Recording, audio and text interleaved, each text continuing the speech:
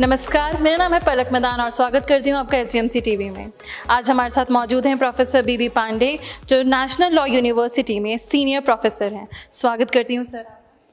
हाँ, आप मुझसे क्या प्रश्न पूछना चाहती हैं? सर, मैं आपसे पूछना चाहूँगी कि अभी तक का आपका सफ़र जो है सीनियर प्रोफेसर तक का, वो कैसा रहा है आपका? मैंने अपना कानून में शिक्षा का सफ़र 1962 में शुरू किया, दिसंबर 1962, और तब से मैं कानून की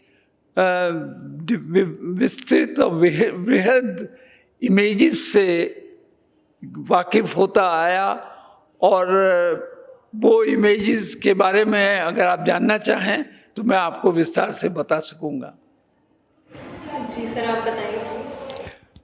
तो मैं पहले आप सबकी तरह मैं लॉ को एज ए पावर, लॉ को एक शक्ति का स्रोत मानता था। और मैं 1961 में एक हाउस ऑफ लॉर्ड्स का निर्णय था, DPP वर्सेस स्मिथ, जिसमें एक स्मगलर को ऑब्जेक्टिव लायबिलिटी के तहत उन्होंने पनिश किया था हाउस ऑफ लॉर्ड्स ने, और उसका क्रिटिसिज्म बहुत अधिक एकेडमिक वर्ल्ड में हुआ। और मुझे लगता था ये क्रिटिसिज्म क्यों हुआ, लॉ को शक्तिशाली होना चाहिए, लॉ को स्मगलर्स के ऊपर, लॉ को जितने भी लोग कानून के तोड़ने वाले हैं उनके ऊपर शासन करना चाहिए।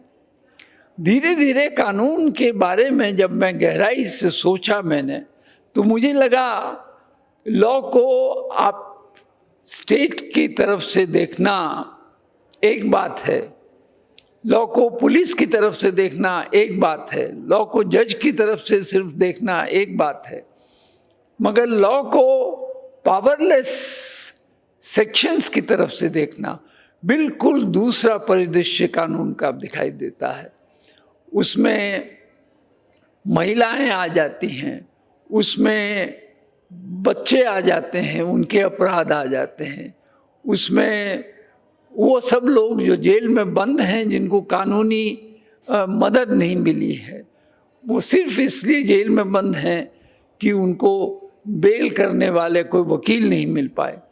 तो मैं लॉ के इस एंड से ज़्यादा प्रभावित हुआ, और फिर मैंने legal aid to the beggars, legal aid to the prisoners, legal aid on women issues, and मैं बाद में ह्यूमन राइट्स के डायमेंशन ऑफ लॉ में ज़्यादा प्रवृत्त हो गया। और आज भी मैं law as a tool for social justice, वो कल्पना को लेके चलता हूँ। सर, जैसे कि आपने कुछ बुक्स लिखी हैं, तो क्या आप हमें उस कुछ बुक्स के बारे में बता सकते हैं अपनी?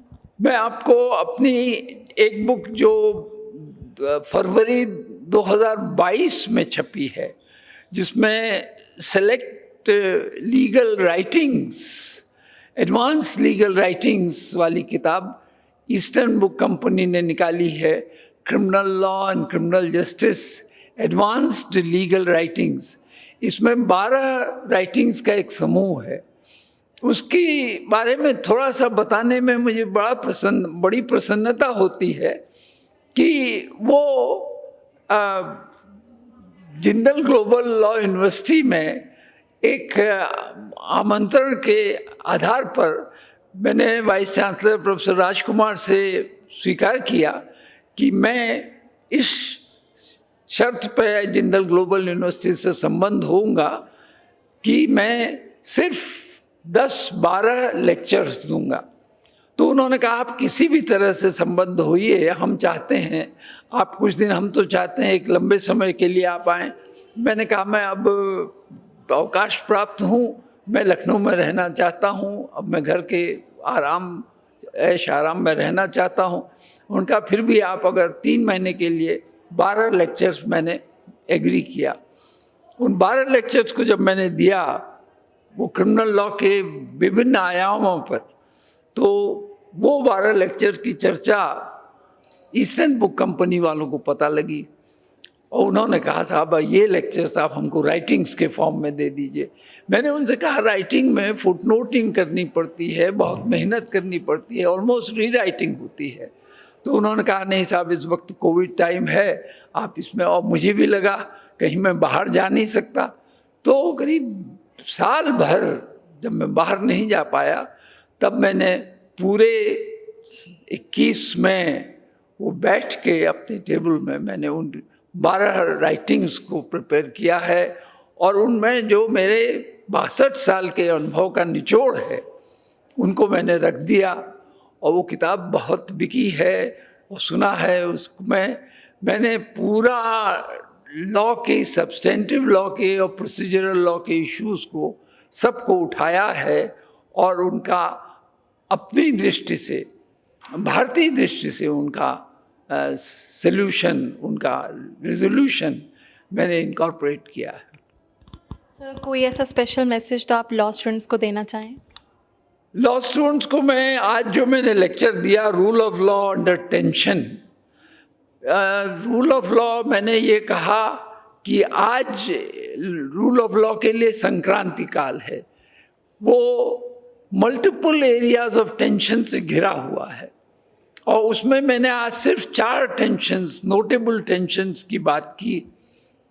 एक टेंशन पॉइंट है कि लॉ अमीर, लॉ धनपति के लिए है या लॉ गरीब के लिए भी है, लॉ सबके लिए है क्या, एक प्रश्न। और मैंने दूसरा जो टेंशन पॉइंट है वो ये है कि साइंस एंड टेक्नोलॉजी और आर्टिफिशियल इंटेलिजेंस एंड रोबोटिक्स का लॉ में जो प्रभाव हो रहा है, क्या वो लॉ को पूरा बदल देगा आमूल चूल, या उसके जो लाभकारी प्रभाव हैं उनको हम लेंगे।